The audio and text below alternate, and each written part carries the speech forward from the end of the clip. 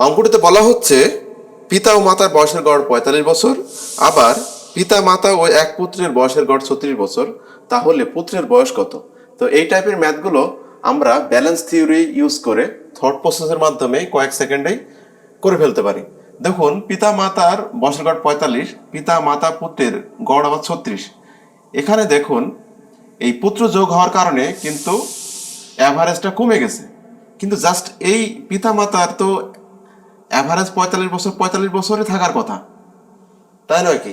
যদি তাই হয় তাহলে এই যে অ্যাভারেজ কমে গেল ৪৫ থেকে ৩৬ হলো, দ্যাট মিন্স ৯ করে গড় কমে গেল। কয়জনের? টোটাল হচ্ছে ২ জনের কমে গেল। টোটাল কমে গেল বয়স ৯ দুগুণে ১৮ বছর। দ্যাট মিন্স যে এই ১৮ বছর এই পুত্রের এবং পিতামাতার যে গড় ৩৬ বছর, এই বয়সের ভেতরে অ্যাড আছে। যদি আমরা এই ১৮ বছর এই ৩৬কে মাইনাস করে দিতে পারি তাহলে পুত্রের এক্সাক্ট বয়স বের হবে।